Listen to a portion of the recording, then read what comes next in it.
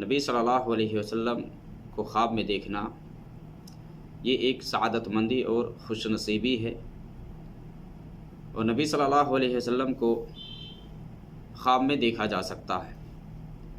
خاص کر کے اگر کوئی اہل تقوی میں سے ہے، ایمان والا ہے، اس کے خواب میں نبی صلی اللہ علیہ وسلم اگر آئے تو یہ اس کے لیے خیر کی علامت اور پہچان ہے۔ نبی صلی اللہ علیہ وسلم کی بہت ساری حدیثوں میں یہ آیا ہے کہ نبی صلی اللہ علیہ وسلم کو اگر کوئی خواب میں دیکھتا ہے تو حقیقت میں نبی صلی اللہ علیہ وسلم کو ہی دیکھتا ہے، جیسا کہ صحیح بخاری مسلم کے اندر ابو ہریرہ رضی اللہ تعالی عنہ کی حدیث ہے کہ نبی صلی اللہ علیہ وسلم نے یہ فرمایا، وَمَنْ رَآنِي فِي الْمَنَامِ فَقَدْ رَآنِي فَإِنَّ الشَّيْطَانَ لَا يَتَمَثَّلُ فِي صُورَتِي، کہ جس نے مجھے خواب میں دیکھا اس نے سچ دیکھا، حقیقت میں نبی صلی اللہ علیہ وسلم کو دیکھا، اس لیے کہ شیطان میری صورت میں ظاہر نہیں ہو سکتا، شیطان میری صورت میں نہیں آ سکتا۔ اسی طرح سے ابو ہریرہ رضی اللہ تعالی عنہ سے صحیح بخاری مسلم کی حدیث ہے کہ جس میں وہ بیان کرتے ہیں، نبی صلی اللہ علیہ وسلم کو میں نے یہ فرماتے ہوئے سنا، من رآنی فی المنام فسیرانی فی الیقظہ ولا یتمثل الشیطان بی، کہ جس نے مجھے خواب میں دیکھا اس نے مجھ سے ہی دیکھا، جس نے مجھے خواب میں دیکھا وہ مجھے بیداری میں بھی دیکھے گا، اور شیطان میری شکل میں نہیں آ سکتا، میری صورت میں شیطان ظاہر نہیں ہو سکتا۔ اسی طرح سے اور بھی روایتوں میں نبی صلی اللہ علیہ وسلم سے آیا ہے، فإن الشیطان لا یتکوننی، کہ شیطان مجھ جیسا نہیں بن سکتا۔ اسی طرح سے حدیث کے اندر آتا ہے، آپ صلی اللہ علیہ وسلم نے فرمایا، من رآنی فقد رأى الحق، کہ جس نے مجھے دیکھا اس نے حق دیکھا۔ بہت ساری حدیثوں میں نبی صلی اللہ علیہ وسلم کو دیکھنے کے سلسلے میں آیا ہے۔ اب نبی صلی اللہ علیہ وسلم کو دیکھنے کے بارے میں آیا ہے کہ کوئی آدمی خواب میں دیکھتا ہے تو ایسا ممکن ہے کہ نبی صلی اللہ علیہ وسلم کو خواب میں کوئی دیکھے۔ ابو ہریرہ کی جو حدیث ہے صحیح بخاری مسلم کے اندر، جس میں وہ بیان کرتے ہیں کہ نبی صلی اللہ علیہ وسلم کو میں نے یہ فرماتے ہوئے سنا، من رآنی فی المنام فسیرانی فی الیقظہ، کہ جس نے مجھے خواب میں دیکھا وہ مجھے جاگتے ہوئے بیداری میں دیکھے گا۔ اس سے کیا مراد ہے بیداری میں دیکھنے سے؟ تو اس سلسلے میں علماء ذکر کرتے ہیں، یا تو یہ نبی صلی اللہ علیہ وسلم کے زمانے کے ساتھ خاص ہے کہ جاگتے ہوئے یا بیداری میں دیکھے گا، کہ جس نے خواب دیکھا ہے نبی صلی اللہ علیہ وسلم کے زمانہ میں ہے تو اللہ تعالیٰ اس کو موقع فراہم کرے گا، موقع میسر کرے گا اس کے لیے کہ وہ نبی صلی اللہ علیہ وسلم کو بیداری میں بھی دیکھے گا، جاگتے ہوئے دیکھے گا۔ اور دوسرا مفہوم اس کا جو محدثین بیان کرتے ہیں وہ یہ ہے کہ اس سے مراد قیامت کے دن ہے، کہ جس نے خواب میں دیکھا تو قیامت کے دن وہ نبی صلی اللہ علیہ وسلم کو جنت میں دیکھے گا۔ نبی صلی اللہ علیہ وسلم کی جو حدیث ہے اس سے پتہ چلتا ہے کہ نبی صلی اللہ علیہ وسلم کی شکل میں شیطان نہیں آ سکتا ہے، لیکن اس کا مطلب یہ ہرگز نہیں ہے کہ شیطان دوسری شکل میں وہ نہیں آ سکتا ہے۔ نبی صلی اللہ علیہ وسلم نے فرمایا کہ میری شکل میں، میری صورت میں مجھ جیسا بن کر کے شیطان نہیں آ سکتا ہے، یا اور روایت کے اندر کہ شیطان میری مشابہت اختیار نہیں کر سکتا ہے، ولا یتشبہ بی، نبی صلی اللہ علیہ وسلم کی شکل میں شیطان آ ہی نہیں سکتا ہے۔ ہاں دوسری شکل میں، دوسری صورت میں آ کر کے وہ کہہ سکتا ہے کہ میں نبی ہوں، لیکن نبی کی جو شکل ہے، نبی کی جو صورت ہے، اس صورت میں شیطان نہیں آ سکتا ہے۔ تو دوسری شکل میں اگر کوئی دیکھتا ہے کہ یہ نبی ہے تو وہ جھوٹ دیکھتا ہے، وہ نبی کو نہیں دیکھتا ہے۔ اگر کوئی آدمی یہ کہے کہ میں نے نبی صلی اللہ علیہ وسلم کو خواب میں دیکھا ہے، اور خواب میں اس طرح دیکھا ہے کہ آپ صلی اللہ علیہ وسلم کی داڑھی نہیں تھی، یا کوئی آدمی یہ کہے کہ نبی صلی اللہ علیہ وسلم کے بال تھے لیکن پکے ہوئے تھے، یا آپ صلی اللہ علیہ وسلم بہت زیادہ لمبے تھے، یا آپ صلی اللہ علیہ وسلم بہت زیادہ چھوٹے تھے، تو اس سے کہا جائے گا کہ آپ نے نبی کو نہیں دیکھا ہے۔ اب جو آدمی دعویٰ کرتا ہے کہ نبی صلی اللہ علیہ وسلم کو دیکھا ہے تو اس سے پوچھا جائے گا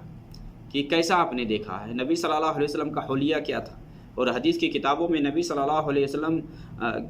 کی صفتوں کے بارے میں، نبی صلی اللہ علیہ وسلم کا جو حلیہ تھا اس کے بارے میں واضح طور سے بیان ہے کہ نبی صلی اللہ علیہ وسلم کیسے تھے۔ نبی صلی اللہ علیہ وسلم کی داڑھی تھی، آپ صلی اللہ علیہ وسلم کے چند ایک بال ہی پکے ہوئے تھے۔ آپ صلی اللہ علیہ وسلم نہ تو زیادہ لمبے تھے نہ زیادہ چھوٹے تھے۔ آپ صلی اللہ علیہ وسلم کی جو صفت بیان کی گئی ہے یا آپ صلی اللہ علیہ وسلم کا جو حلیہ وارد ہے، اس حلیہ سے ہٹ کر کے اگر کوئی حلیہ بیان کرتا ہے تو اس سے کہا جائے گا کہ اپنے نبی کو نہیں دیکھا ہے۔